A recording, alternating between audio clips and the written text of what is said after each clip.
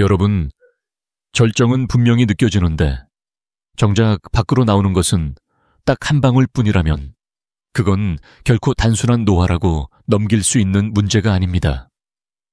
이 한 문장은 많은 분들의 가슴을 순간적으로 멎게 만들지만 사실 이 이야기는 수많은 남성들이 조용히 겪고 있지만 말하지 못하는 현실이기도 합니다. 오늘 저는 이 조용한 변화 속에 숨어있는 신호가 무엇인지, 그리고 왜 지금 이 이야기를 들어야 하는지 차분히 말씀드리고자 합니다. 저는 한 가지 기억을 지금도 또렷하게 떠올립니다. 62세 가장이었던 A씨는 어느 날부터 절정은 그대로 느껴지는데 전객이 거의 나오지 않는다는 사실을 깨달았습니다. 처음에는 대수롭지 않게 생각했지만 그 빈도가 점점 잦아지자 마음 한구석이 서늘해졌습니다. 아내에게는 차마 말하지 못했고 괜히 눈을 피하게 되고 대화도 줄어들기 시작했습니다. 이유를 설명할 수도 모른 척할 수도 없는 상황이 이어지면서 그는 점점 안으로 움츠러들었습니다. 그러던 어느 겨울밤, 욕실에서 갑작스러운 묵직한 통증이 밀려와 그가 병이 옆에 주저앉고 말았습니다. 숨을 고르며 버티던 그 모습을 아내가 우연히 보게 되었고 그렇게 몇 달간 숨겨온 모든 것이 드러났습니다. 당혹감, 체면이 무너지는 듯한 두려움, 그리고 설명할 수 없는 상실감이 그의 얼굴을 지나갔습니다. 저는 그날 그의 눈빛을 잊을 수 없습니다. 이것이 단지 한 사람의 이야기가 아니라 우리 사회 곳곳에 있는 수많은 남성들의 이야기라는 점을 누구보다 잘 알기 때문입니다. 저는 박세훈이라고 합니다. 올해로 85이 되었고 남성 건강과 노년의학 분야에서 연구와 진료를 이어온 지 거의 60년이 다 되어갑니다. 그동안 진료실에서 만난 환자만 해도 수천 명에 이릅니다. 누구보다 많은 변화와 회복의 과정을 보아왔고 특히 전객이 한 방울로 줄어드는 문제 뒤에 숨어있는 몸의 신호를 누구보다 깊이 이해하고 있다고 자부합니다. 그래서 오늘 이 시간을 통해 여러분께 꼭 전하고 싶은 이야기가 있습니다. 왜 절정은 분명한데 사정이 이루어지지 않는 걸까요? 정말 나이가 들면 당연히 거쳐가는 과정일까요? 아니면 몸속에서 혈관이 막혀가고 있다는 조용한 경고일까요? 그리고 왜 많은 남성들이 이 문제를 숨기다가 결국 부부관계까지 틀어지게 되는 걸까요? 여러분 스스로에게 조용히 던져보셔야 할 질문들입니다. 오늘 영상에서는 이 질문들에 대한 답을 분명하게 드리고자 합니다.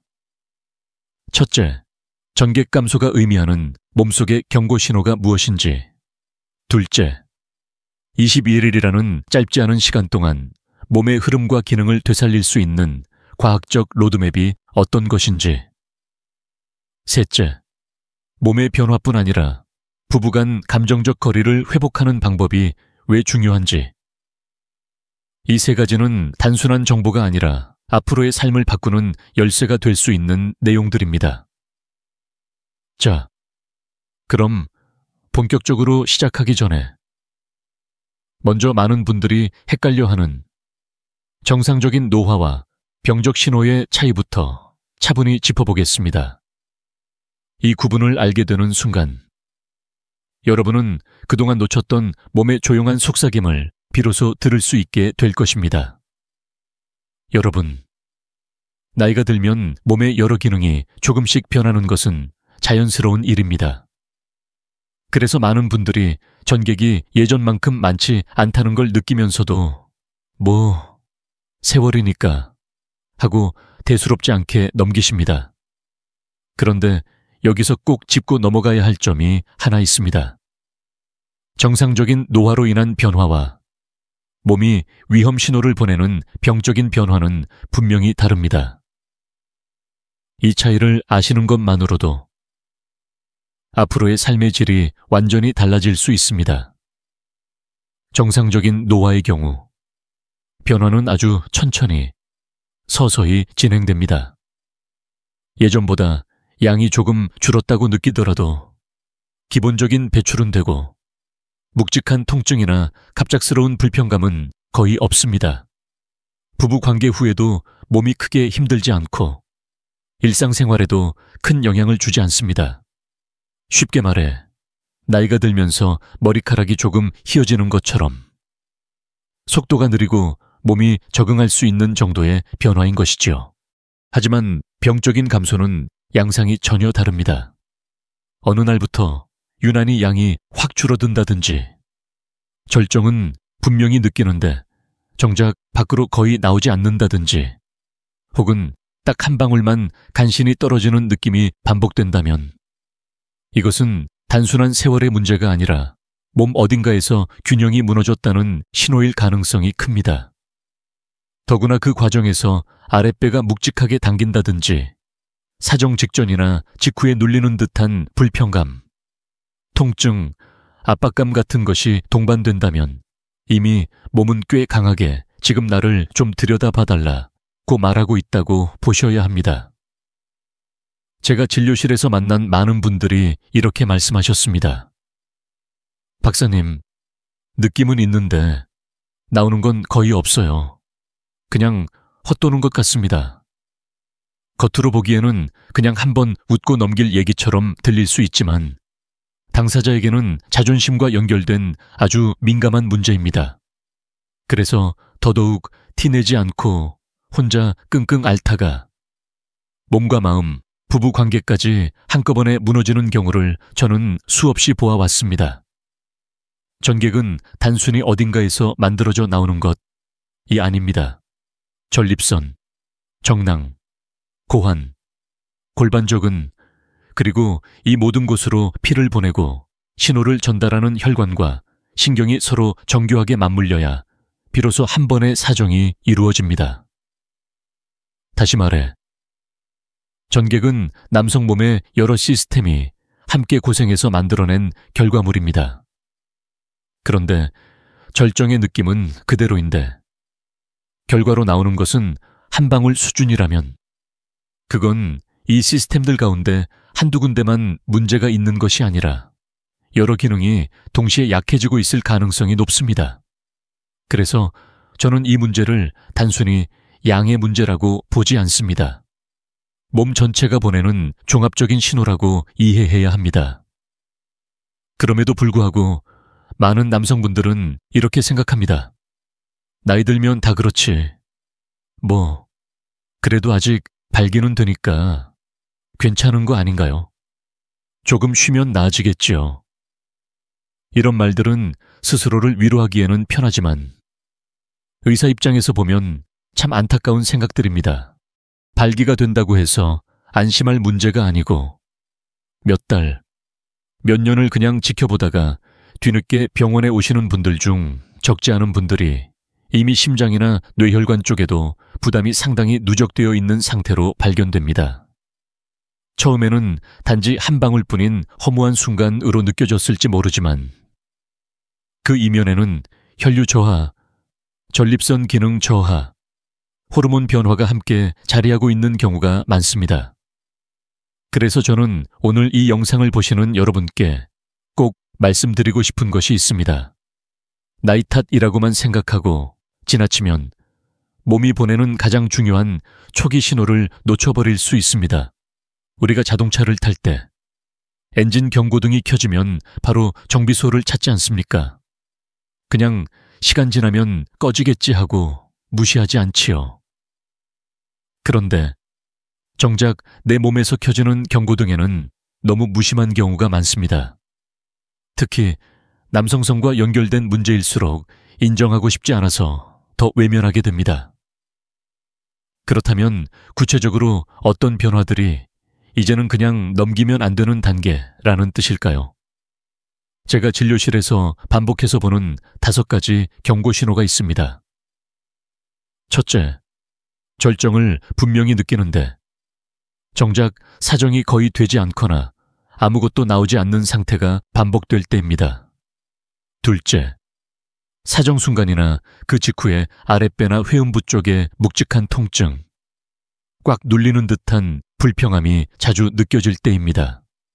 셋째, 전객의 색이 갑자기 너무 탁해지거나 짙은 노란빛, 갈색처럼 변한다든지 물처럼 너무 묽고 희미하게 바뀌는 변화가 계속될 때입니다. 넷째, 소변 줄기가 예전보다 눈에 띄게 가늘어지고 힘이 떨어졌다는 느낌이 들 때입니다. 다섯째, 손발이 유난히 차갑고 허벅지나 골반 주변에 저릿저릿한 감각이 자주 느껴질 때입니다. 이 5가지는 각각 따로따로 나타날 수도 있고 서서히 겹쳐질 수도 있습니다. 중요한 것은 한번 그렇겠지 하고 잊어버리지 않고 반복되는 패턴으로 나타나는지를 살펴보는 것입니다. 만약 방금 말씀드린 증상들 가운데 2가지 이상이 동시에 그리고 반복적으로 느껴진다면 그것은 단순히 남성 기능의 문제가 아니라 몸 전체의 순환과 균형이 이미 무너지고 있다는 신호일 가능성이 큽니다. 저는 이 이야기를 여러분을 겁주기 위해서가 아니라 너무 늦기 전에 알아채시길 바라는 마음으로 드리고 있습니다. 적절한 시점에 눈치채고 방향을 조금만 바꾸어도 회복의 속도와 폭은 우리가 상상하는 것보다 훨씬 크기 때문입니다. 실제로 수십 년 동안 여러 환자분들을 보며 저는 여러 번 그런 기적 같은 변화를 보아왔습니다. 그래서 오늘 이 시간을 통해 여러분이 스스로의 몸을 조금 더 깊이 들여다보는 계기가 되었으면 합니다. 그렇다면 도대체 왜 이런 변화들이 한꺼번에 나타나는 걸까요?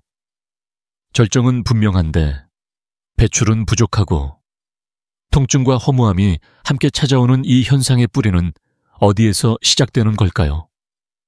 사실 그 시작점은 생각보다 멀리 있지 않습니다. 우리 몸에 아주 깊숙한 곳, 골반 주변의 혈류에서부터 조용히 이야기가 시작됩니다. 이제 다음 부분에서 그 숨은 뿌리에 대해 차분히 풀어보도록 하겠습니다. 앞에서 우리는 이 변화의 뿌리가 골반 깊숙한 곳, 즉 혈류에서 시작된다는 이야기를 나눴습니다. 이제 조금 더 차분하게 우리 몸 안에서 실제로 어떤 일이 일어나고 있는지 살펴보겠습니다.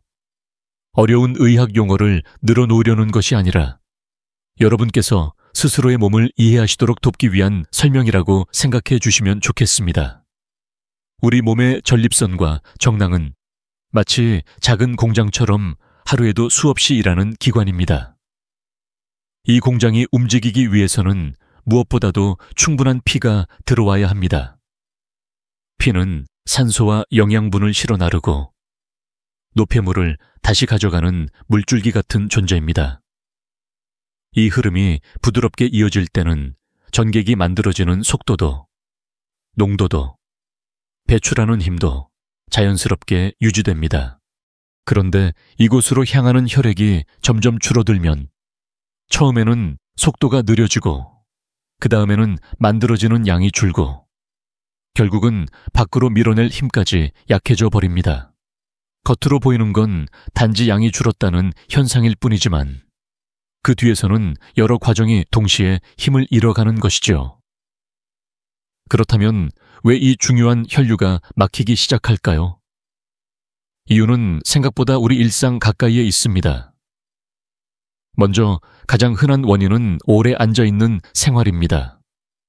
퇴직 후에도 TV 앞에 오랜 시간 앉아 계시거나 운전, 사무직처럼 하루 대부분을 의자 위에서 보내는 분들은 골반 주변의 혈관이 지속적으로 눌리게 됩니다. 물도 한쪽을 계속 꾹 누르고 있으면 흐름이 약해지듯이 엉덩이 아래를 길게 압박하는 생활은 서서히 그 부위의 순환을 떨어뜨립니다. 두 번째는 배 둘레에 붙은 살입니다. 복부 비만은 단순히 보기의 문제가 아니라 허리 주변과 골반 안쪽의 혈관을 실제로 눌러버립니다.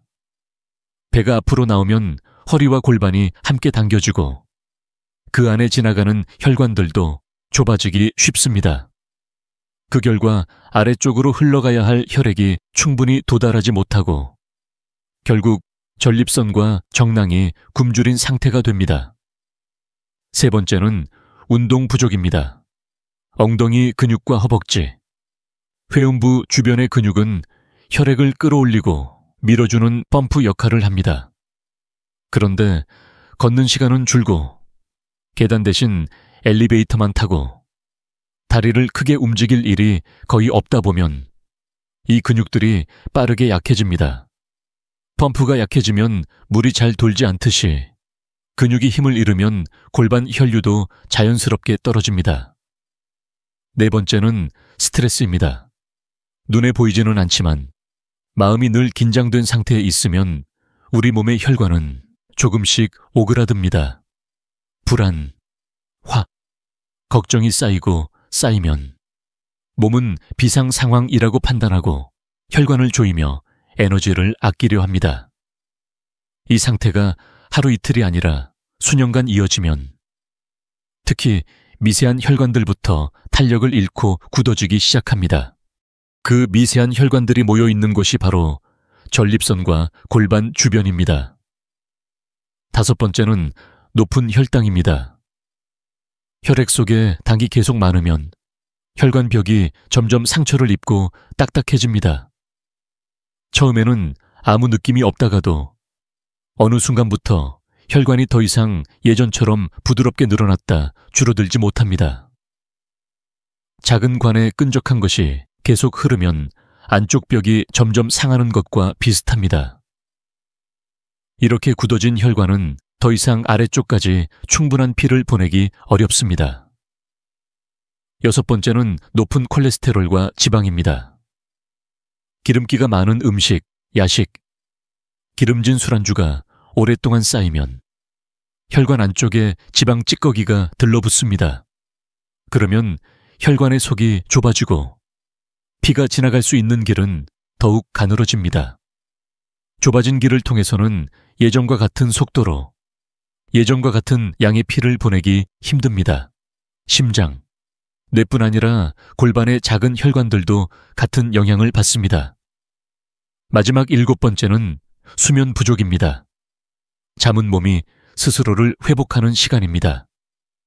특히 밤에 충분히 깊이 자야 남성 호르몬이 자연스럽게 분비되고 그 호르몬이 혈관의 탄력과 혈류 유지에도 도움을 줍니다. 하지만 늦게까지 스마트폰을 보고 깊은 잠에 들지 못하는 생활이 계속되면 호르몬의 리듬이 깨지고 그 여파가 혈류 약화로 이어집니다. 아침에 일어나도 개운하지 않고 몸이 항상 무거운 느낌이 든다면 이미 이 균형이 흔들리고 있을 가능성이 큽니다. 이렇게 여러 가지 요인들이 조금씩 겹치다 보면 어느 순간 골반 깊숙한 곳의 혈류는 눈에 보이지 않게 줄어들기 시작합니다. 처음에는 티가 잘 나지 않습니다. 그러다가 제일 먼저 신호를 보내는 곳이 바로 전객입니다. 전립선과 정낭이 충분한 피를 공급받지 못하면 전객을 만드는 속도도 떨어지고 농도도 변하고 밖으로 밀어낼 힘도 약해집니다. 그래서 양이 줄어들고 점성이 달라지고 배출되는 느낌도 예전과 달라지는 것입니다. 이 상태를 그냥 내버려 두면 어떤 일이 일어날까요? 먼저 전객이 줄어들면 자연스럽게 선격도 떨어지기 시작합니다. 몸이 피곤하고 마음에도 의욕이 줄어들면서 굳이 노력할 필요가 있을까 하는 생각이 들게 됩니다. 동시에 전립선은 만성적인 자극과 순환 저하로 인해 쉽게 붓고 염증이 생기기 쉬운 상태가 됩니다. 그러면 밤에 자주 소변이 마렵고 화장실에 가도 시원하지 않은 느낌이 생깁니다. 어떤 분들은 나이 들면 다 그렇다 며 넘기지만 사실 그 뒤에는 계속된 혈류 저하가 자리 잡고 있는 경우가 많습니다.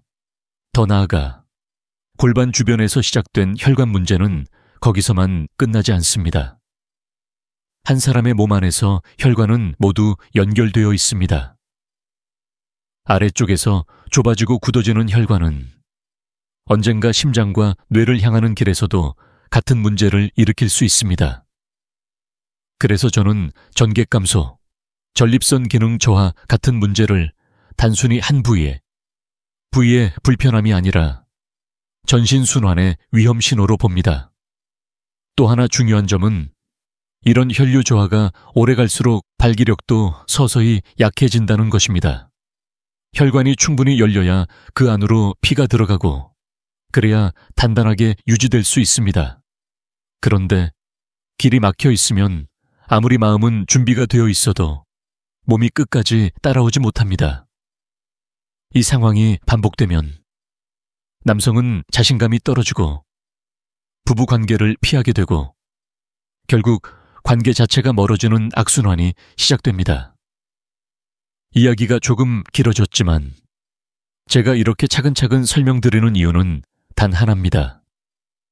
여러분께서 내 몸에서 이런 일들이 조용히 벌어질 수 있겠구나 하고 스스로 감을 잡으시길 바라는 마음입니다. 그래야 그냥 나이 탓이겠지라는 말 대신 지금이 방향을 바꿀 때구나 라는 생각을 하실 수 있기 때문입니다.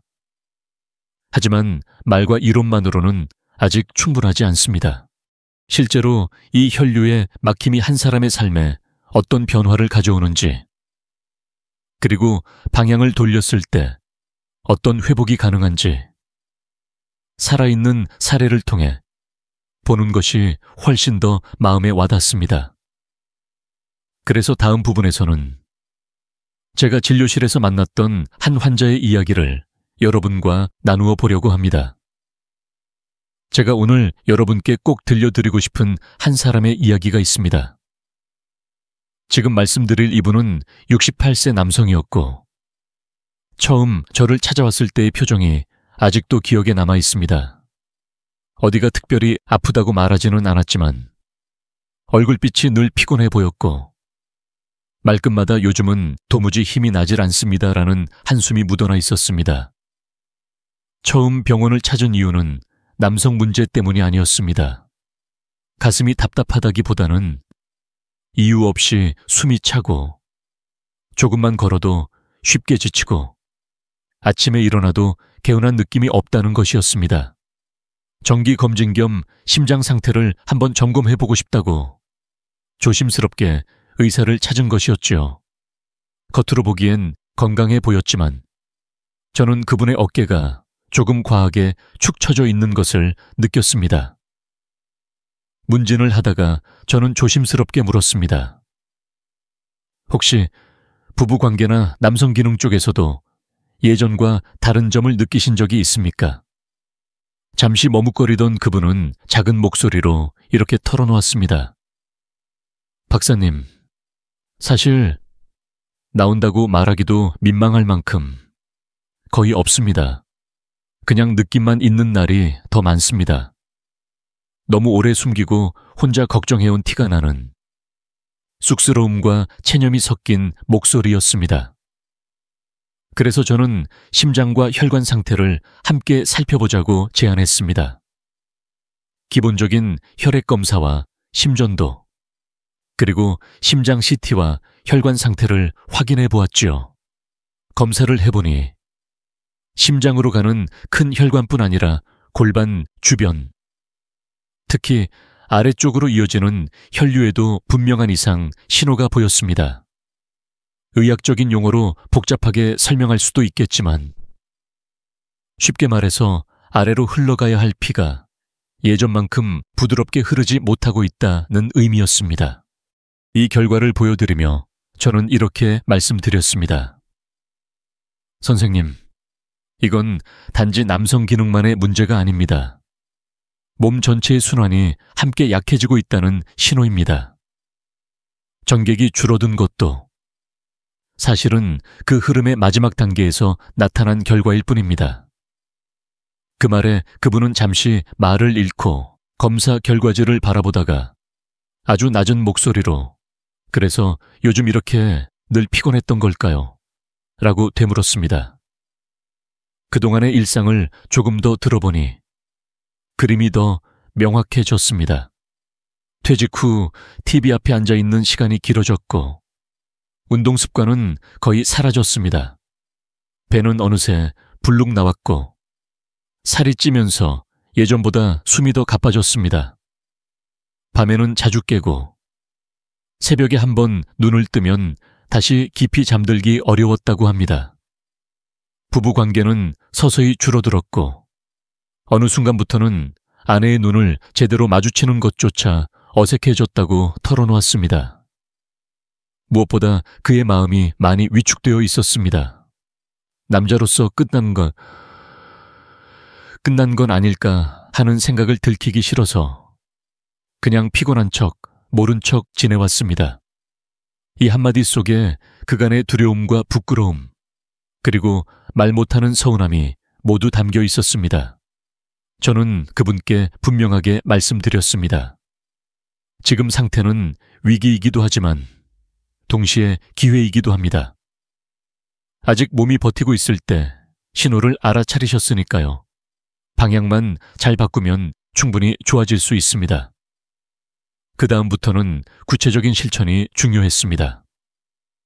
저는 약만 드리는 대신 3가지 축으로 회복 계획을 세웠습니다. 첫째는 골반 근육을 다시 깨우는 운동이었습니다. 누워서 골반을 천천히 들어 올렸다가 내리는 동작, 회음부에 힘을 주었다, 풀어주는 연습을 하루에 몇 번씩 꾸준히 하도록 안내했습니다. 둘째는 온연료법이었습니다. 너무 뜨겁지 않은 따뜻한 물에 엉덩이와 골반 주변을 담그고 혈관이 부드럽게 열릴 수 있도록 매일 짧은 시간을 투자해달라고 부탁했습니다. 셋째는 식습관이었습니다.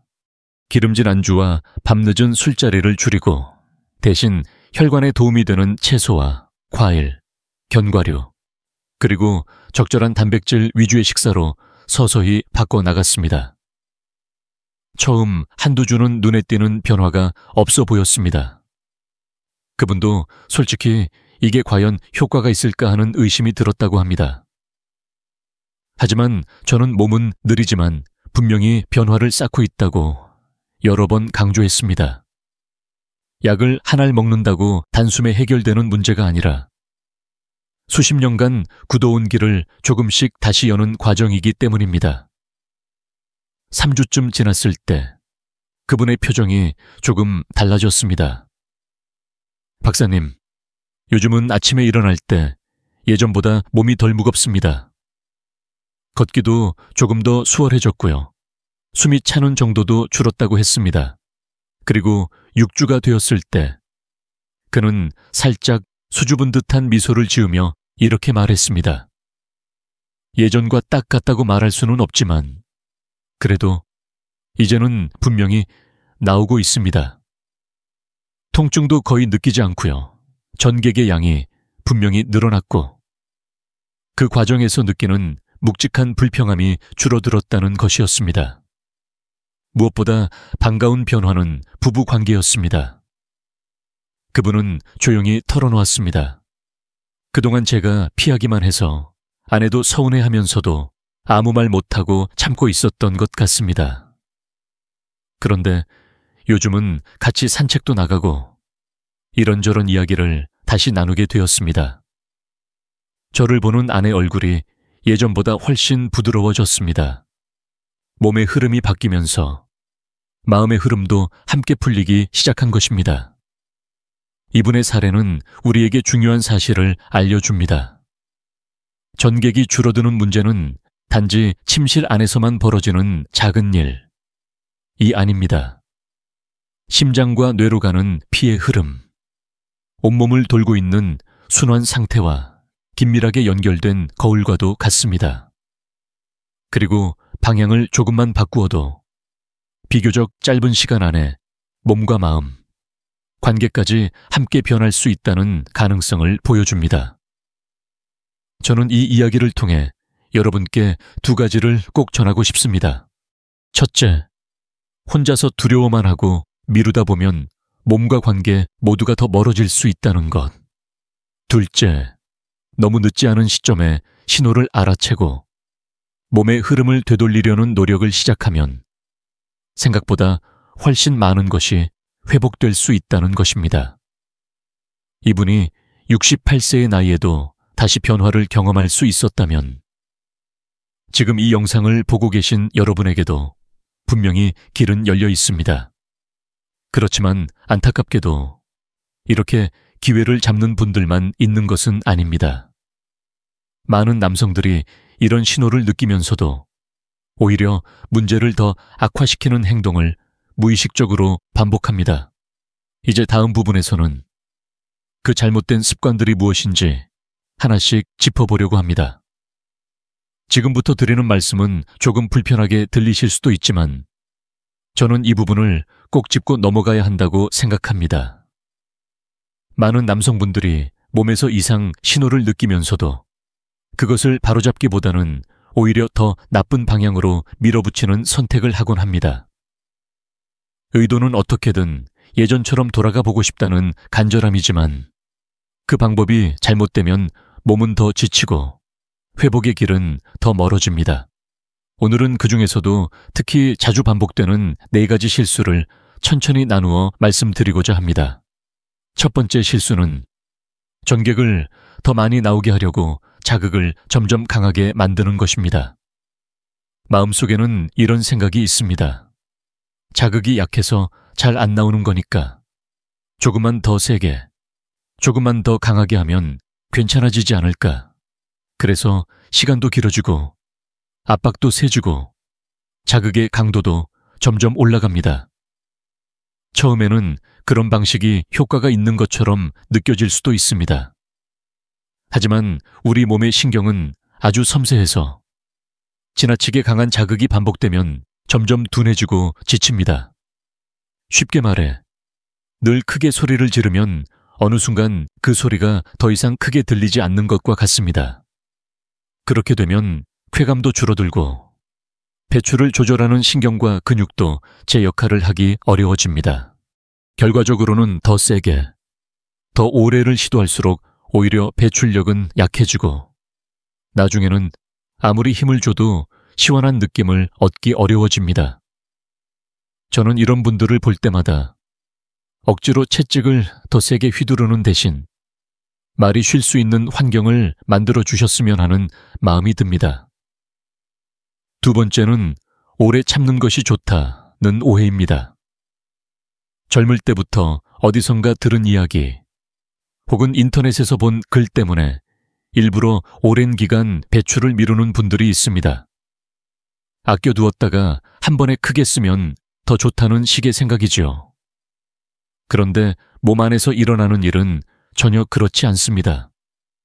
전객은 계속 만들어지는데 빠져나가는 길이 막혀 있으면 전립선과 정낭 안에 압력이 높아집니다.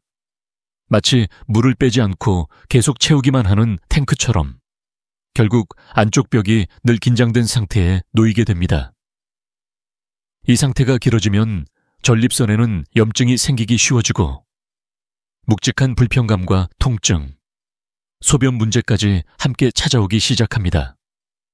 즉, 참는 힘을 자랑할 일이 아니라 몸이 자연스럽게 순환하고 비워질 수 있게 해주는 것이 훨씬 더 지혜로운 선택입니다. 세 번째 실수는 약물과 보조제에 지나치게 의존하는 것입니다. 요즘은 인터넷이나 주변 소개만으로도 다양한 제품을 손쉽게 구할 수 있습니다. 이것만 먹으면 다시 예전처럼 된다더라. 한 알이면 20살로 돌아간다더라 하는 말들을 들으면 한 번쯤 마음이 흔들리기 마련입니다. 실제로 일부 약물은 단기간에 혈관을 억지로 넓혀 순간적인 변화를 줄 수 있습니다. 하지만 심장과 혈압에 어떤 부담을 주는지, 기존에 드시고 있는 약들과는 어떻게 상호작용하는지 충분히 확인하지 않은 채 사용하면 그 대가가 너무 클 수 있습니다. 저는 진료 현장에서 이런 제품을 무분별하게 드시다가 가슴 통증, 심한 두근거림, 심지어 응급실에 실려오는 경우를 직접 보았습니다. 몸의 근본적인 상태를 바꾸지 않은 채 겉에서만 억지로 끌어올리는 방식은 오래 갈 수 없습니다. 오히려 심장과 혈관을 지치게 만들고 진짜 필요한 치료 시기를 놓치게 합니다. 약이 필요하다면 반드시 자신의 상태를 잘 아는 의사와 상의해서 몸에 맞는 방법으로 사용하는 것이 중요합니다. 네 번째는 술에 기대어 기분을 띄우려는 행동입니다.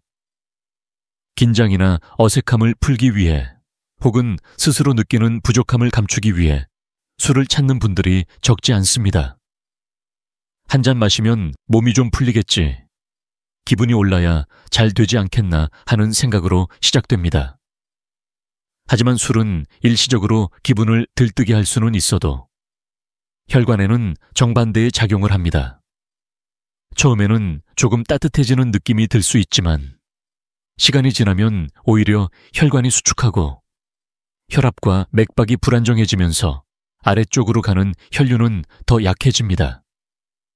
게다가 알코올은 수면의 질을 떨어뜨리고 다음 날까지 피로를 끌고 가게 만듭니다. 결국 오늘 밤을 위해 한 잔이라고 생각하며 마신 술이 장기적으로는 정객 감소와 남성 기능 저하를 더 빠르게 앞당기는 결과가 될 수 있습니다. 몸과 마음의 긴장을 푸는 데에는 술보다 훨씬 안전하고 건강한 방법들이 있습니다. 이 네 가지 공통점은 모두 어떻게든 빨리 눈앞의 불편함만이라도 해결해 보고 싶은 마음에서 출발한다는 점입니다. 그래서 저는 이런 시도를 비난하고 싶지는 않습니다. 다만 그 방향이 몸의 회복을 돕는 길이 아니라 오히려 더 깊은 소모로 이끄는 길이라는 것을 꼭 알고 선택하시기를 바랄 뿐입니다. 몸은 억지로 밀어붙일수록 더 굳어지고 조용히 귀를 기울여 줄수록 조금씩 열립니다. 강한 자극, 과한 참기, 무분별한 약물, 술에 기대는 습관 대신 천천히 흐름을 회복시키는 방법을 선택해야 합니다. 그런데 이보다 더 큰 문제가 하나 있습니다. 많은 남성들이 이런 변화와 실수를 누구에게도 말하지 못한 채 오랫동안 마음속에만 감추어 둔다는 것입니다. 그 침묵이 결국 몸의 문제를 넘어 부부관계와 마음의 거리까지 무너뜨리게 됩니다. 이제 다음 부분에서는 이 숨기기라는 벽이 어떻게 관계를 멀어지게 만드는지 함께 살펴보려고 합니다. 몸의 문제보다 더 어려운 것이 하나 있습니다. 바로 그 문제를 입 밖으로 꺼내는 일입니다. 저는 진료실에서 수많은 남성들을 만나면서 몸의 검사는 비교적 수월하게 진행되는데 정작 마음속 이야기는 마지막까지 망설이다가 겨우 한두 마디 털어놓는 경우를 아주 많이 봤습니다. 왜 그럴까요? 이유는 복잡한 것 같지만 결국 세 가지로 정리됩니다. 자존심, 평가받을까, 두려운 마음, 그리고 남자니까 괜찮아야 한다는 오래된 압박입니다. 어릴 때부터 우리는 남자는 울면 안 된다, 남자는 든든해야 한다 는 말에 익숙해져 있습니다. 나이가 들어서 몸이 예전 같지 않다는 사실을 인정하는 것 자체가 마치 스스로를 부정하는 일처럼 느껴질 때가 많습니다. 그래서 몸에서 분명히 이상 신호를 보내고 있는데도 속으로는 이렇게 말합니다. 괜찮아. 아직 말할 정도는 아니야. 이 정도는 견뎌야지. 그 순간 몸의 문제는 더 이상 의학적인 문제가 아니라 자존심과 연결된 심리적인 문제가 되어버립니다. 또 하나는 평가에 대한 두려움입니다. 혹시 내가 약해졌다고, 부족해졌다고 보지 않을까? 의사에게조차 이 이야기를 하면 창피하지 않을까? 아내가 나를 실망스럽게 보는 눈빛을 보게 되면 어떡하지? 이런 생각들이 머릿속을 계속 맴돕니다. 그래서 말을 꺼내기보다는 차라리 침묵을 선택하게 됩니다. 아무 말도 하지 않으면 당장은 상황이 드러나지 않으니까요. 하지만 이 침묵이 쌓이기 시작하면 그때부터는 몸의 문제가 아니라 관계의 문제가 되기 시작합니다. 처음에는 아주 작은 변화에서 시작됩니다. 아내가 다가와 말을 걸어도 피곤해서 요즘 몸이 안 좋아서 하며 슬며시 화제를 돌립니다. 부부 사이의 대화 주제에서 자연스럽게 건강과 친밀감에 관한 이야기를 빼버립니다. 그러다 보면 어느 순간부터는 서로의 하루에 대해서도 깊이 묻지 않고 그날그날 생활 이야기만 오가는 관계가 되기 쉽습니다. 아내 입장에서는 이유를 모른 채 거절당하는 느낌을 받고 남편 입장에서는 들키고 싶지 않은 비밀이 하나 더 생긴 셈입니다. 이렇게 침묵이 시작되면 다음 단계는 회피입니다. 같은 침대에 누워 있어도 등을 돌리고 눕는다든지 괜히 늦게까지 TV를 본다든지 아내가 다가와도 오늘은 너무 피곤하다는 말로 상황을 피해갑니다. 이렇게 몇 번 반복되면 아내도 더 이상 먼저 다가오지 않게 됩니다. 상처받기 싫어서 또 거절당했다는 느낌을 받고 싶지 않아서 마음을 조금씩 닫게 되지요. 그러면 두 사람 사이에는 말로 설명되지 않는 벽이 하나 생깁니다. 대화는 점점 줄어듭니다. 예전에는 사소한 일도 서로에게 얘기하던 부부가 이제는 필요한 말만 주고받게 됩니다. 오늘 뭐 먹을까?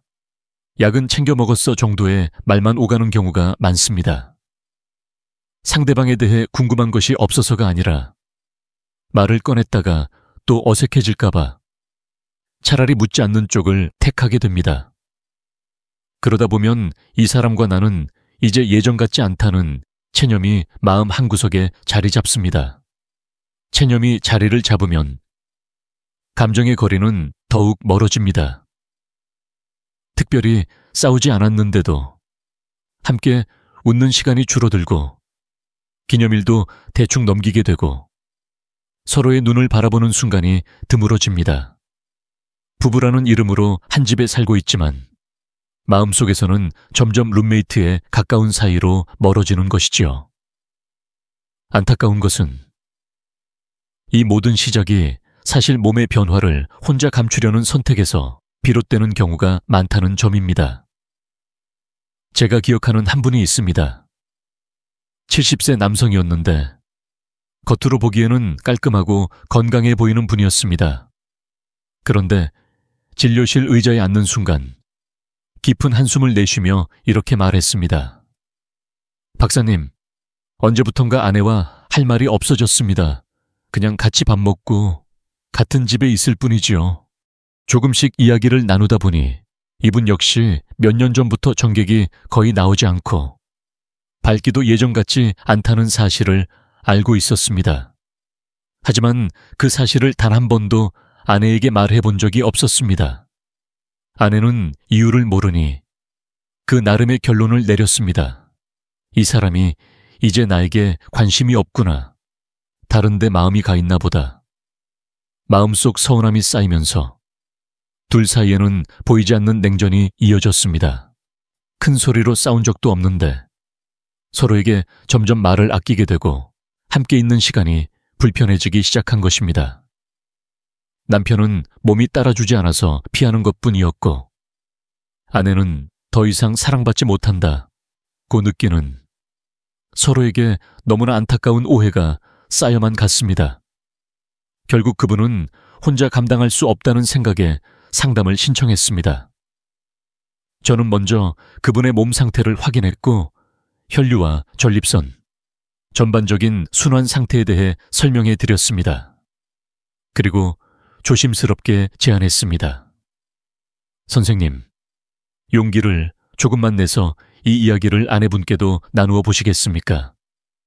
이건 부끄러운 문제가 아니라 함께 해결해야 할 건강의 문제입니다. 처음에는 얼굴이 빨개지며 그 나이에 그런 이야기를 어떻게 합니까? 라고 하셨지만 몇 차례 상의를 거쳐 결국 아내와 함께 진료실에 들어오셨습니다. 그 자리에서 남편은 떨리는 목소리로 말했습니다. 당신 탓이 아니라 제 몸이 예전 같지 않아서 그랬습니다.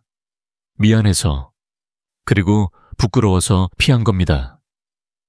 아내는 잠시 아무 말도 하지 못하다가 눈가가 붉어져서 이런 말을 했습니다. 난 내가 싫어진 줄 알았어. 당신이 솔직하게 말해줘서 오히려 고마워요. 이제 같이 방법을 찾아봐요. 그날 두 사람은 꽉 닫혀 있던 마음의 문을 조금씩 다시 여는 연습을 시작했습니다. 그 후 몇 달 동안 이 부부는 함께 산책을 하고 같이 식단을 바꾸고 남편의 운동과 치료 과정을 함께 지켜보았습니다. 몸의 변화가 하루아침에 일어난 것은 아니었지만 웃음과 대화는 눈에 띄게 늘어났습니다. 남편은 이렇게 표현했습니다. 몸이 좋아지는 것도 좋지만 무엇보다 아내와 다시 눈을 마주칠 수 있게 된 것이 제일 큽니다. 저는 이 말을 들으면서 문제 자체보다 문제를 혼자 숨기는 것, 이 관계를 더 아프게 만든다는 사실을 다시 한번 절감했습니다. 여러분, 몸의 변화는 누구에게나 찾아옵니다. 중요한 것은 그 변화를 혼자 감추며 점점 멀어지는 길을 선택할 것인지 아니면 조금 용기를 내어 함께 회복의 길을 걸을 것인지입니다. 저는 후자의 길이 훨씬 더 따뜻하고 훨씬 더 건강한 길이라고 믿습니다. 그리고 그 길을 도와드리는 것이 제 역할이라고 생각합니다. 그렇다면 이제 질문을 바꾸어 볼 시간입니다. 어떻게 숨길 것인가가 아니라 어떻게 다시 흐름을 열고 기능을 되살릴 수 있을까로요. 다음 부분에서는 제가 30년 동안 수많은 환자들과 함께 실천해 온 몸의 흐름을 깨우는 21일 회복 로드맵을 여러분께 차근차근 공개해 드리겠습니다.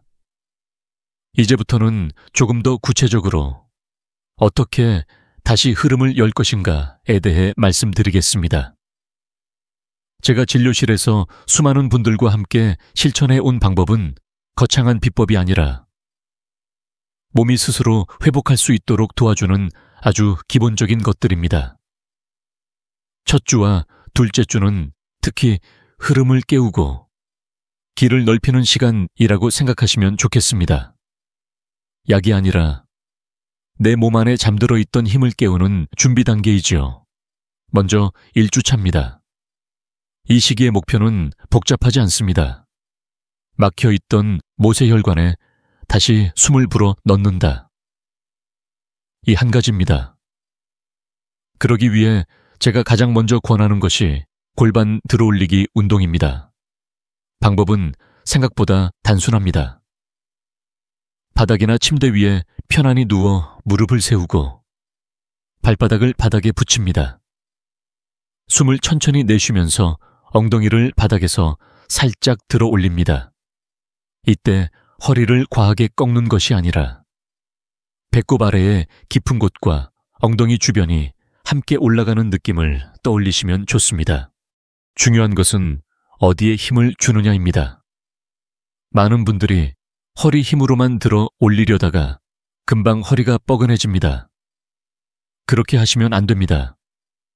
소변을 잠깐 참을 때 쓰는 힘, 즉 회음부와 골반저근에 힘을 살짝 주면서 엉덩이가 따라 올라오도록 하는 것이 핵심입니다. 한번 들어 올린 상태에서 숨을 잠시 머금고 천천히 내쉬면서 다시 내려옵니다. 이 동작을 하루에 10번에서 15번 정도, 너무 무리하지 않는 선에서 꾸준히 반복해 보십시오. 처음에는 잘 감이 오지 않더라도 일주일 정도 지나면 아, 이 근육이구나 하는 느낌이 조금씩 잡히실 겁니다. 여기서 많이 하는 실수는 두 가지입니다. 하나는 너무 빨리, 많이 하려는 것입니다. 빨리 효과를 보고 싶다는 마음에 처음부터 30번, 50번씩 하다가 허리와 무릎이 먼저 지쳐버립니다. 몸을 몰아붙이는 것이 아니라 익숙해지도록 돕는 것이 목표라는 점을 기억해 주시면 좋겠습니다. 또 하나는 숨을 참은 채로 억지로 힘을 쓰는 것입니다. 호흡이 막히면 혈류도 함께 막힙니다. 항상 숨을 고르게 쉬면서 내쉬는 숨에 맞춰 동작을 하는 것이 중요합니다. 두 번째로 권하는 것은 회음부를 따뜻하게 해주는 것입니다. 회음부는 항문과 생식기 사이, 골반 혈관과 신경이 집중되어 있는 곳입니다. 손바닥을 비벼 따뜻하게 만든 뒤 얇은 수건을 하나 덧대고 그 부위를 둥글게 문질러 줍니다. 또는 따뜻한 물수건을 올려두고 너무 뜨겁지 않은 온도로 몇 분간 온기를 전해주는 것도 좋습니다. 이때의 이미지는 굳어있는 땅을 살살 녹여준다는 느낌입니다. 강하게 누르기보다 따뜻함이 서서히 스며들도록 해주세요. 이렇게 하면 그 주변의 작은 혈관들이 조금씩 열리고 골반 깊은 곳으로 피가 모여들기 시작합니다. 여기에 하루 15분에서 20분 정도의 천천한 걷기를 더하면 1주차의 기본 틀이 완성됩니다. 특별한 운동복이나 기구가 필요하지 않습니다. 집 근처 골목이나 공원의 평평한 길이면 충분합니다. 중요한 것은 속도가 아니라 리듬입니다. 팔을 가볍게 흔들며 일정한 보폭으로 걷다 보면 엉덩이와 허벅지 근육이 조금씩 깨어납니다.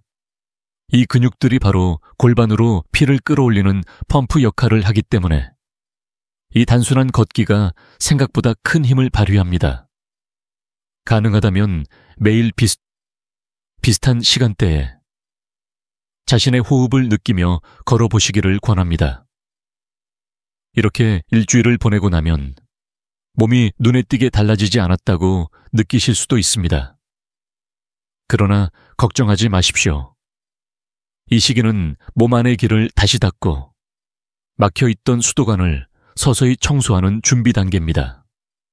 겉으로 티가 나지 않아도 안에서는 분명히 변화가 시작되고 있습니다. 많은 환자분들이 첫 주에는 그냥 조금 노곤한 정도였는데 둘째 주부터 뭔가 다르다는 게 느껴지기 시작했다고 표현하십니다. 이제 2주차로 넘어가 보겠습니다. 이 시기의 목표는 열기 시작한 혈관을 더 부드럽고 튼튼하게 만드는 것입니다. 먼저 제가 많이 권하는 것이 온수 좌욕입니다.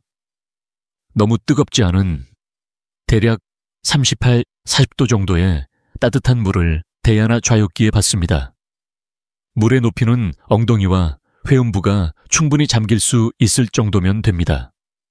그 상태로 10분 정도 조용히 앉아 계십시오. 책을 보셔도 좋고 눈을 감고 호흡만 느끼셔도 좋습니다. 따뜻한 물은 혈관을 부드럽게 풀어주고 긴장되어 있던 근육을 이완시켜줍니다. 마치 얼어있던 땅에 봄비가 스며들듯 차갑게 굳어있던 골반 주변이 서서히 풀리는 시간이 됩니다. 온도는 따뜻하고 편안하다는 느낌이 들 정도면 충분합니다. 뜨거운 물에 오래 있으면 오히려 피부와 혈관에 부담이 될 수 있으므로 편안함을 기준으로 삼으시면 좋겠습니다. 가능하다면 자기 전이나 저녁 시간에 하시면 수면에도 도움이 됩니다. 다음으로는 식탁 위의 변화를 살펴볼 시간입니다. 저는 2주차에 3가지 영양분을 특히 강조합니다. 첫 번째는 아연입니다. 아연은 남성 호르몬과 전객 생성에 중요한 역할을 하는 미네랄입니다. 굴, 호박씨, 해파라기씨 같은 음식에 많이 들어있습니다. 굴을 자주 드시기 어려운 분들은 간단하게 볶은 호박씨나 견과류를 하루 한 줌 정도 챙겨 드셔도 좋습니다. 중요한 것은 조금씩 꾸준히입니다. 두 번째는 아르기닌입니다. 아르기닌은 혈관을 부드럽게 하고 피가 흐를 수 있는 길을 넓히는 데 도움을 주는 아미노산입니다. 호두, 땅콩, 아몬드 같은 견과류에 풍부합니다. 단, 한꺼번에 많이 드시면 오히려 속이 더부룩할 수 있으니 하루 한 줌 정도를 간식처럼 드시는 정도가 적당합니다. 밥상 위에 놓인 작은 접시 하나가 골반과 심장, 뇌까지 순환을 도와주는 작은 도우미가 될 수 있습니다. 세 번째는 라이코펜입니다.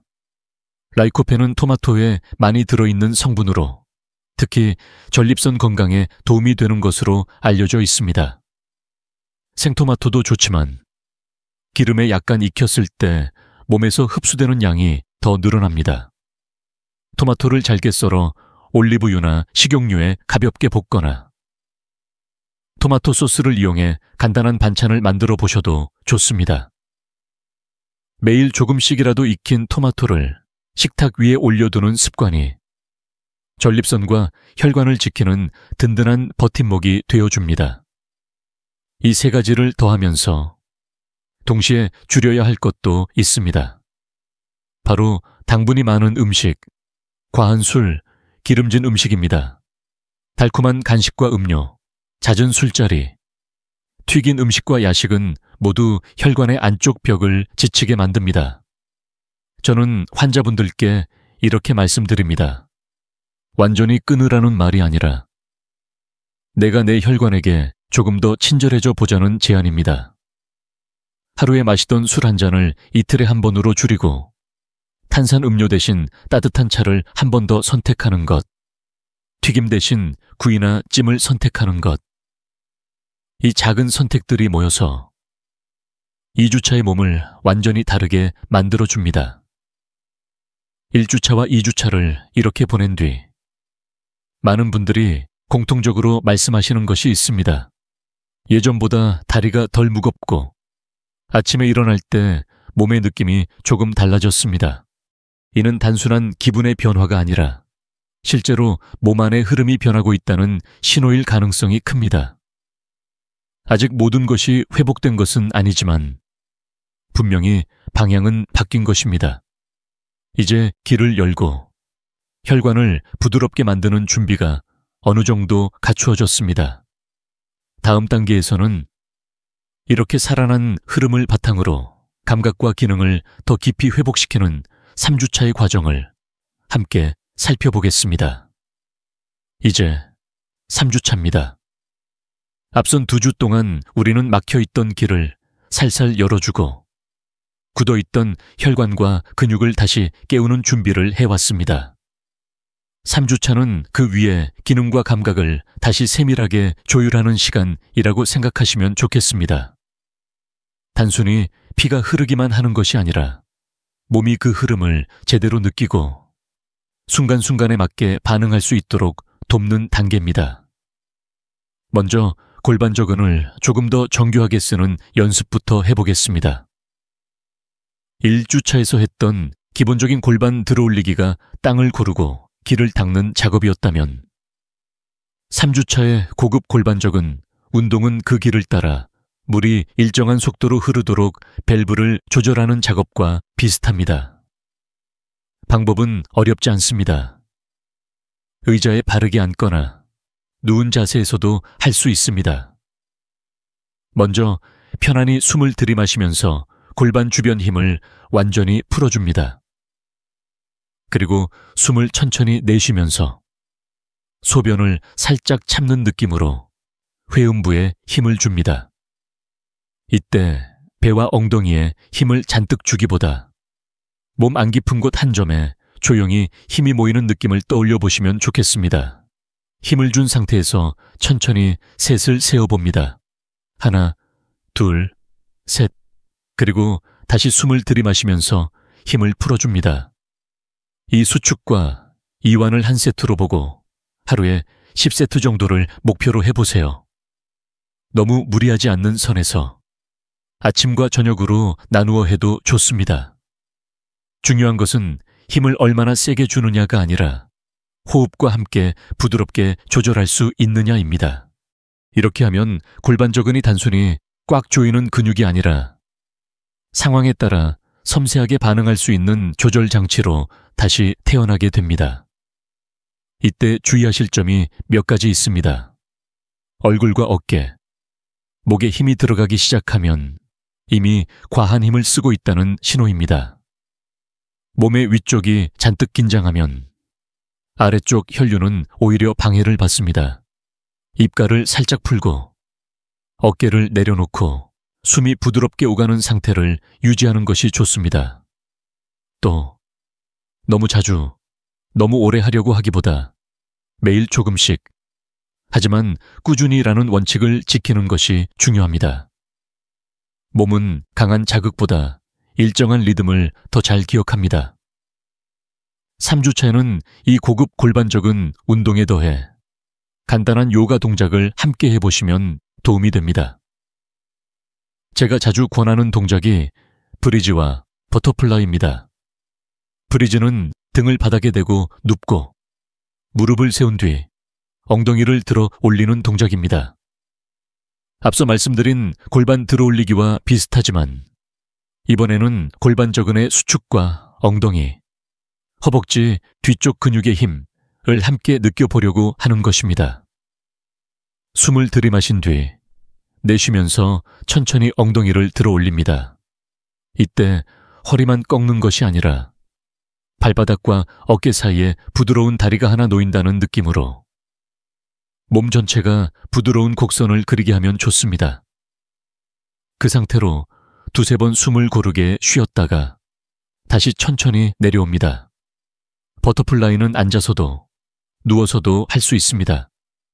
양발 바닥을 서로 마주대고 무릎을 양옆으로 자연스럽게 벌립니다. 마치 나비의 날개가 느리게 펄럭이는 모양과 닮았다고 해서 붙은 이름입니다. 허리를 너무 세우려 애쓰기보다 척추가 편안히 길어지는 느낌으로 상체를 유지해보세요. 이 동작은 허벅지 안쪽과 골반 주변을 부드럽게 열어주어 혈액이 안쪽까지 도달하기 쉬운 환경을 만들어줍니다. 깊게 숨을 들이마시고 내쉬면서 무릎이 바닥 쪽으로 자연스럽게 내려가도록 몸을 맡겨보십시오. 몇 분간만 유지하죠. 골반 근처의 긴장이 풀리는 것을 느끼실 수 있을 겁니다. 이 두 가지 요가 동작은 겉으로 보기에는 단순해 보이지만 꾸준히 하면 골반 주변의 혈류와 근육 균형을 잡는 데 큰 도움이 됩니다. 무엇보다도 내 몸의 아래쪽에 지금 내 숨이 닿고 있다는 감각을 회복하는 데 유익합니다. 많은 분들이 3주차 즈음에 예전보다 아랫배가 조금 더 따뜻해진 것 같다. 몸의 반응이 무뎌졌다고만 생각했는데 다시 미묘한 느낌들이 살아나는 것 같다는 표현을 하십니다. 전객의 양만이 아니라 과정 전체를 몸이 다시 느끼기 시작하는 것입니다.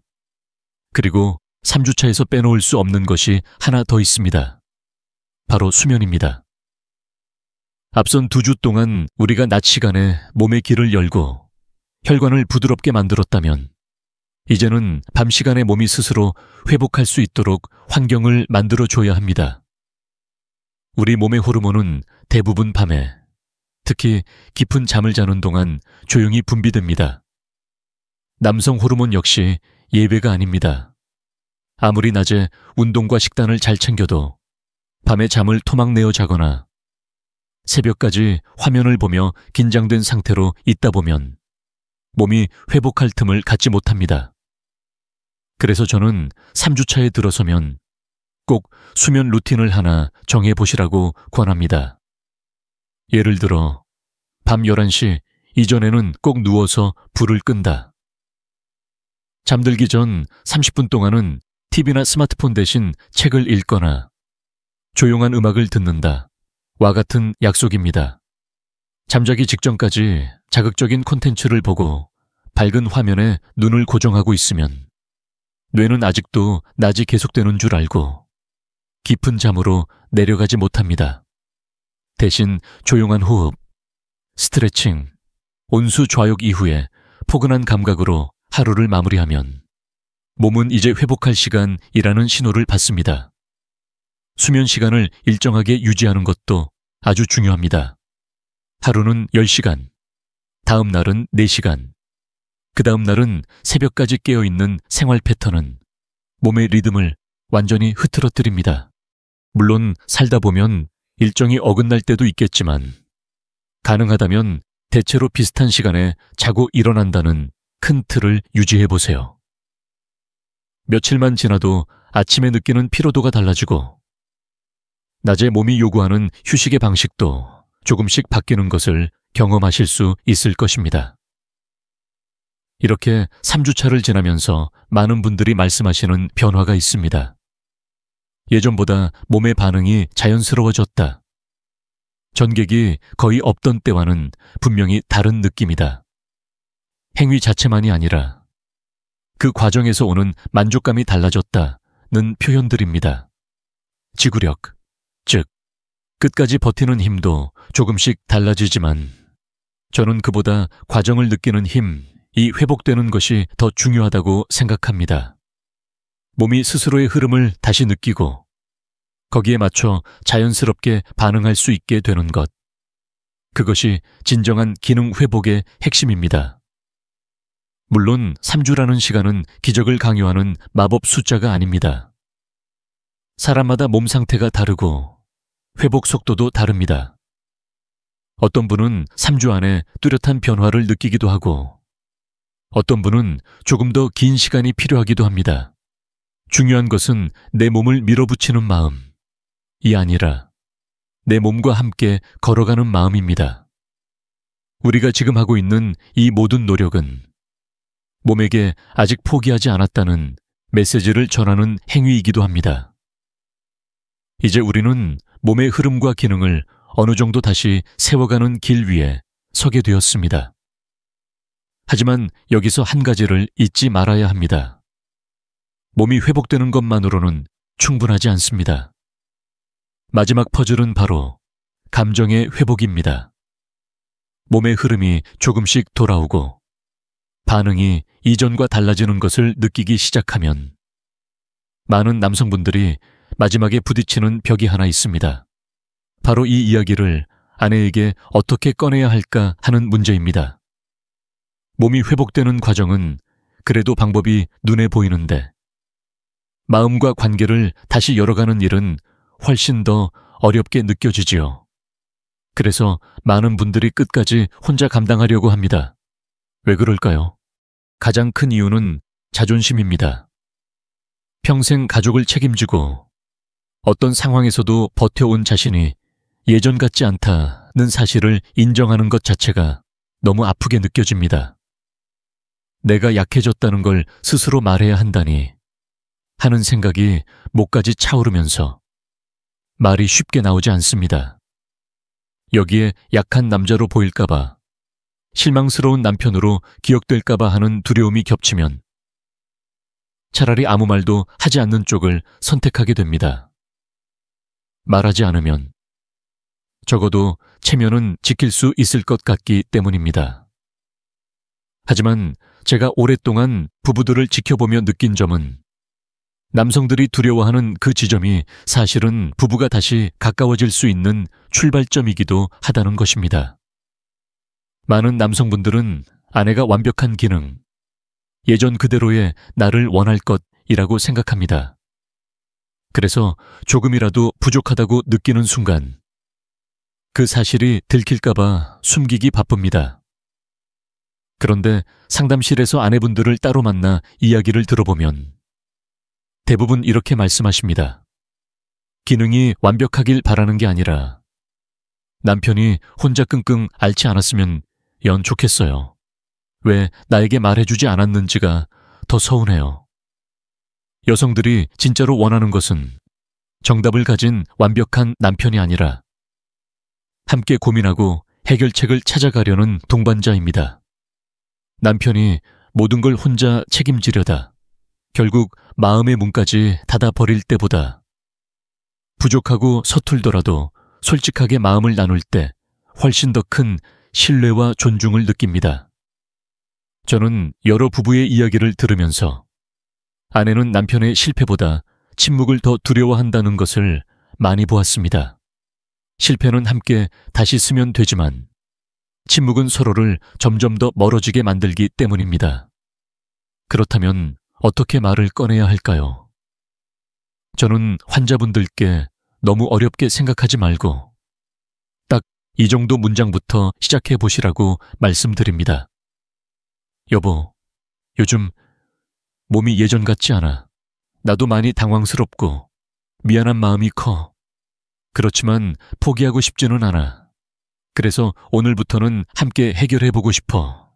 이 정도면 충분합니다. 의학 용어를 쓸 필요도 없고 구체적인 숫자를 말할 필요도 없습니다. 중요한 건 나 혼자 버티는 게 아니라 당신과 함께 이 길을 걷고 싶다는 마음이 전달되는갑니다. 많은 남성분들이 이렇게 말하면 아내가 실망하지 않을까요? 라고 묻습니다. 그런데 실제로는 그 반대인 경우를 훨씬 더 많이 봅니다. 그동안 얼마나 혼자 힘들었냐 며 눈물을 보이는 아내도 계시고, 이제라도 말해줘서 고맙다며 손을 잡아주는 아내도 계십니다. 이 한 문장이 오랫동안 굳어있던 공기의 흐름을 바꾸는 첫 바람이 됩니다. 그 순간부터 두 사람은 서로를 향해 다시 한 걸음씩 다가갈 수 있습니다. 감정의 치유가 왜 기능 회복과 연결될까요? 단순히 마음만 편안해지는 문제로 끝나지 않습니다. 따뜻한 대화와 손을 잡는 작은 스킨십은 우리 몸에서 옥시토신이라는 호르몬의 분비를 도와줍니다. 이 호르몬은 서로에 대한 신뢰와 애착을 높여줄 뿐 아니라 긴장과 불안을 줄여줍니다. 긴장이 풀리면 혈관은 자연스럽게 이완되고 피가 흐를 수 있는 여유가 생깁니다. 반대로 늘 불안하고 미안하고 들킬까봐 조마조마한 상태가 계속되면 몸은 비상신호를 멈추지 못하고 혈관은 계속 오그라든 상태에 머무르게 됩니다. 또한 긍정적인 감정은 남성 호르몬의 자연스러운 분비에도 좋은 영향을 줍니다. 웃음, 안도감. 나는 혼자가 아니다라는 느낌은 몸이 이제는 조금 안심해도 된다 고 느끼게 만들고, 그 순간부터 회복과 재생의 에너지가 더 잘 흘러 들어옵니다. 사실 우리 몸은 마음과 분리된 기계가 아닙니다. 나는 더 이상 쓸모없다는 생각을 품은 몸과 아직 할 수 있다, 함께 해보자는 용기를 품은 몸은 같은 나이여도 전혀 다른 길을 걷게 됩니다. 한 부부의 이야기를 들려드리고 싶습니다. 60대 후반의 남성이었고 아내분과 함께 저를 찾아오셨습니다. 남편은 몇 년 동안 몸의 변화를 혼자 품고 살았습니다. 전객이 거의 나오지 않고 자신감도 크게 떨어졌지만 그 사실을 인정하고 싶지 않아 계속 회피해 왔다고 합니다. 아내는 이유를 몰랐습니다. 소중한 사람이 어느 날부터인가 자신을 피해가는 듯한 느낌만 남았고, 그 서운함이 쌓여 둘 사이에는 조용한 벽이 하나 생겼습니다. 상담에서 저는 몸 상태를 설명해 드리는 동시에 두 분께 이런 제안을 드렸습니다. 이 문제를 단지 남편의 문제로 보지 마시고 두 분이 함께 돌보고 회복시켜야 할 부부의 과제로 보시면 어떨까요? 그날 이후 남편은 작은 용기를 내어 집에서 먼저 말을 꺼냈다고 합니다. 그동안 피해서 미안했어. 몸이 예전 같지 않아서 너에게 말할 자신이 없었어. 그런데 이제는 숨기지 않고 같이 고쳐보고 싶어. 아내는 놀라면서도 마음 한구석에서 오래 기다려온 대답을 들은 듯한 표정을 지었다고 합니다. 나는 당신이 나를 싫어하게 된 줄 알았어. 몸이 아니라 마음이 멀어진 줄 알았거든. 이렇게 말해줘서 고마워. 우리 같이 해보자. 그 이후로 이 부부는 치료와 운동, 생활습관 개선을 함께 실천했습니다. 남편이 운동을 시작하면 아내가 옆에서 시간을 맞춰 산책을 나갔고 식탁도 함께 바꾸어 갔습니다. 몇 달이 지나 다시 진료실을 찾았을 때 남편은 이렇게 말했습니다. 기능이 예전 20살처럼 완벽해졌다고 말할 수는 없겠죠. 하지만 저는 지금이 훨씬 더 풍요롭게 느껴집니다. 몸도 예전보다 편안해졌고 무엇보다 아내와 다시 손을 잡고 웃을 수 있게 됐습니다. 아내도 조용히 고개를 끄덕이며 웃었습니다. 저는 이 부부를 보며 몸의 회복과 감정의 회복이 따로가 아니라는 것을 다시 한번 확신했습니다. 여러분, 건강은 숫자나 검사 결과만으로 완성되지 않습니다. 몸의 흐름이 살아나는 만큼 마음의 흐름도 함께 열려야 비로소 진짜 회복이라고 할 수 있습니다. 혼자서 조용히 버티는 용기보다 사랑하는 사람에게 솔직해질 수 있는 용기가 때로는 더 큰 힘을 만들어줍니다. 이제 우리는 몸과 마음, 두 가지 흐름을 모두 살펴보았습니다. 그렇다면 마지막으로 이 모든 여정을 어떻게 정리하고 앞으로의 시간을 어떤 마음으로 걸어가야 할지 마무리해서 차분하게 함께 생각해 보도록 하겠습니다. 지금까지 긴 여정을 함께 걸어오신 여러분, 마지막으로 꼭 드리고 싶은 말이 있습니다. 여러분은 약해진 것이 아닙니다. 몸은 흐름이 막히면 잠시 주춤할 뿐이지, 길이 다시 열리기만 하면 놀라울 만큼 빠르게, 그리고 조용히 회복을 시작합니다. 나이가 들었다는 이유만으로 모든 변화가 당연하다고 치부할 필요는 없습니다. 우리 몸은 생각보다 훨씬 더 단단하고 다시 살아날 힘을 품고 있습니다. 그 가능성을 스스로 믿어주시길 바랍니다. 21일 뒤에 여러분은 지금과는 조금 다른 아침을 맞이할지도 모릅니다. 예전보다 아랫배가 따뜻해지고 오래 잊고 지냈던 활력이 몸 안쪽에서 잔잔하게 올라오고 전객의 흐름이 다시 살아나는 변화를 느끼실 수도 있습니다. 무엇보다 부부 사이에 오랫동안 굳어있던 공기가 조금씩 풀리며 서로를 바라보는 눈빛이 부드러워지는 순간을 맞이하게 될 것입니다. 아침에 거울 앞에 선 나 자신을 어쩌면 오랜만에 다시 괜찮다라고 말해줄 수 있을지도 모르겠습니다. 그동안 함께 살펴본 21일 계획은 어렵지 않습니다. 1주차에는 막혀있던 혈류를 다시 열어주고, 2주차에는 혈관이 힘을 되찾을 수 있는 영양과 운기로 기초를 씁니다. 그리고 3주차는 감각과 생기를 되돌려 몸과 마음이 자연스럽게 반응할 수 있도록 돕습니다. 이 흐름을 차근히 따라가다 보면 어느새 몸과 마음이 함께 다시 살아난다는 것을 느끼게 될 것입니다. 중요한 것은 완벽함이 아니라 포기하지 않고 조금씩 이어지는 작은 변화입니다. 오늘 이야기가 여러분의 삶에 작은 등불이 되었기를 바랍니다. 혹시 영상 속에서 마음에 남은 문장이나 스스로에게 해주고 싶은 한마디가 있다면 댓글로 남겨주세요. 그 경험을 나누는 것만으로도 회복의 첫걸음이 됩니다. 그리고 앞으로도 남성 건강과 노년의 삶을 지키는 이야기들을 계속 함께하고 싶다면 구독 버튼을 눌러주시면 좋겠습니다. 여러분의 길에 따뜻한 동행이 되어 드리겠습니다. 다음 영상에서 다시 찾아뵙겠습니다.